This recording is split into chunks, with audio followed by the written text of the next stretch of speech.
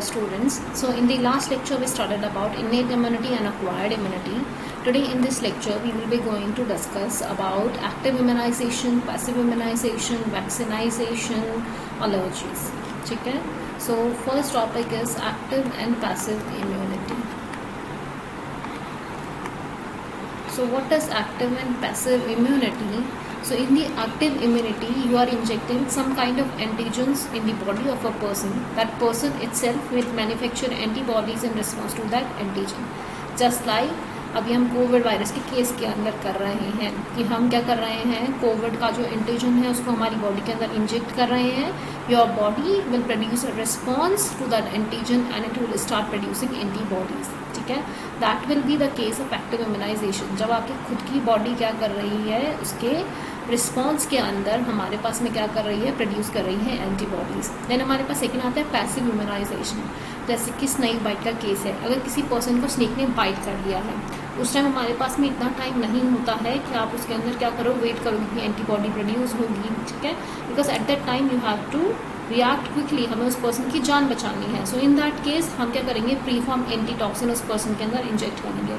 Tetanus का भी case same है. टेटनस के केस में भी हम क्या करेंगे, उसकी बॉडी के अंदर एंटीटॉक्सिन डालते हैं. ठीक है, so that will be case of passive immunization. जब बॉडी खुद एंटीबॉडीज प्रोड्यूस नहीं कर रही है, प्री फॉर्म एंटीबॉडीज उसमें इंजेक्ट की जा रही है. So active immunity is the one when body itself produces antibody. Body itself produces antibody. ठीक है, बॉडी खुद रिएक्ट करेगी, एंटीबॉडी प्रोड्यूस करेगी. ठीक है, इस केस के अंदर क्या होगा, पैसिव के अंदर pre formed antibodies are injected. पहले से बनी हुई एंटीबॉडीज होगी, these are injected to that person. So that will be case of passive immunity. Okay, example of active immunity जैसे कि अभी हम कोविड-19 का देख सकते हैं. कोविड-19 का एंटीजन को हम इंजेक्ट कर रहे हैं पर्सन की बॉडी के अंदर, उसके रिस्पॉन्स में एंटीबॉडीज प्रोड्यूस होगी. प्री फॉर्म्ड एंटीबॉडीज वाला केस होगा when we need quick response, when quick or immediate response is required. For example, in the case of snake bite. ठीक है, जैसे कि स्नेक बाइट वाला केस हो गया या फिर टेटनस वाला केस है. सो ऐसे इम्यूनाइजेशन को हम क्या कहते हैं, पैसिव इम्यूनाइजेशन कहते हैं. ठीक है, ये तो आया हमारे पास में एक्टिव इम्यूनाइजेशन. और पैसिव इम्यूनाइजेशन या वैक्सीनेशन क्या होता है. ठीक है, अब एक्टिव एंड पैसिव इम्यूनिटी को एक और हम किस तरीके से देख सकते हैं कि पैसिव इम्यूनिटी का एक और एग्जांपल क्या आएगा, जैसे कि मदर से चाइल्ड को ट्रांसफ़र हो रही है एंटीबॉडीज़. एंड वो क्या एग्जांपल है हमारे पास में, कोलेस्ट्रम, मदर्स मिल्क.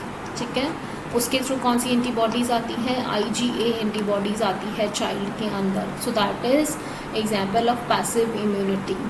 और क्या एग्जाम्पल है, प्लेसेंटा के थ्रू कौन सी एंटीबॉडीज़ ट्रांसफ़र होती हैं, IgG एंटीबॉडीज़ ट्रांसफ़र होती हैं मदर्स के प्लेसेंटा से चाइल्ड को. So that is also example of passive immunity.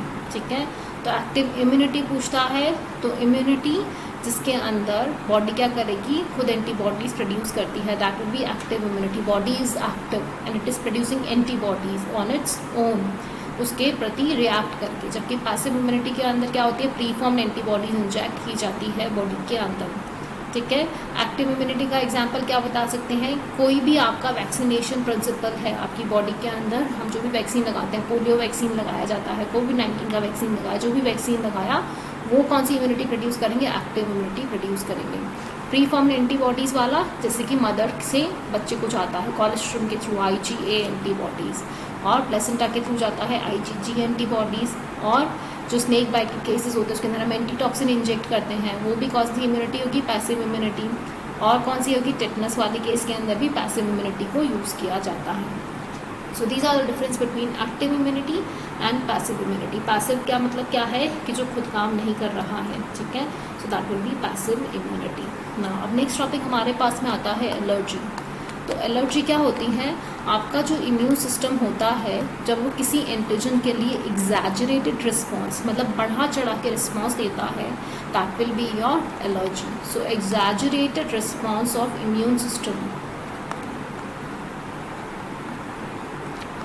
exaggerated response of your immune system to certain antigens is known as allergy, and such kind of antigens will be known as your allergens. ठीक है, different people have allergy to different kind of substance. Some are allergic to dust, some are allergic to flour, some are allergic to certain kinds of fruits, vegetables. So such kind of allergy, such kind of response of your immune system is known as your allergy, which is exaggerated response of your immune system. Now what kind of cells comes into play during the allergy process? So mast cells are there. Okay, now these mast cell burst and release substance which are histamine and serotonin. Now due to release of this histamine and serotonin, what happened? You will have symptoms like cough, sneezing, watery eyes.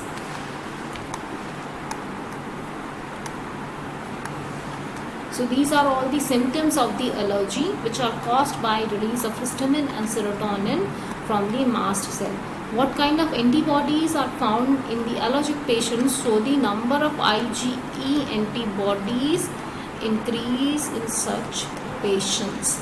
Okay, we have 5 kind of antibodies: IgG, IgA, IgM, IgD and IgE. Okay, now IgA antibody was the one which was being passed on from mother to child by colostrum. IgG antibody is passed on from mother to child by the placenta.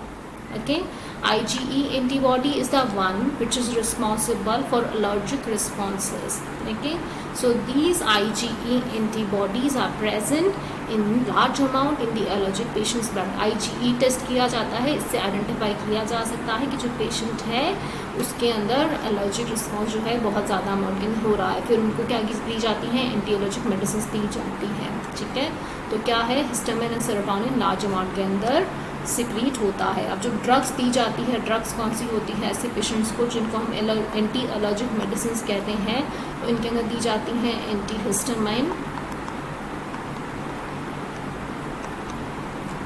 Okay, and क्या दिया जाएगा? Adrenaline है, steroids वगैरह हैं, ये सारी drugs ऐसे patients को दी जाती है. ठीक है, to stop the exaggerated response of their immune system. Now the next topic which we will be going to discuss will be your autoimmunity. अभी तक आपने देखा कि हमारी इम्यूनिटी क्या कर रही है? हमें प्रोटेक्ट करने का काम कर रही है. बट क्या ऐसा हो सकता है कि हमारा सिस्टम हमारे अगेंस्ट ही काम करने लग जाए, हमें प्रोटेक्ट करने की जगह हमें डिस्ट्रॉय करने लग जाए? तो जब हमारा इम्यून सिस्टम हमारी बॉडी की सेल्स को डिस्ट्रॉय करने लग जाता है तो वो केस होता है ऑटो इम्यूनिटी. जब आपका immune system, when your immune system starts destroying your cells, जब वो सेल्फ और नॉन सेल्फ में डिफ्रेंशिएट नहीं कर पाता है, when your immune system starts destroying your own cells. ठीक है, इम्यून सिस्टम किसके फंक्शन, किस बेसिस पे काम करता है? On the discrimination between self and non self. जब हमारा इम्यून सिस्टम ये डिस्क्रिमिनेट ही नहीं कर पाए कि उसकी सेल्स क्या है, फॉरेन सेल्स क्या है, तो वो क्या करती हैं? फॉरेन सेल्स के साथ साथ हमारी बॉडी की सेल्स को भी क्या करने लगती है? हार्म करने लगती है. So that case will be known as autoimmunity. And the example of autoimmunity will be rheumatoid arthritis.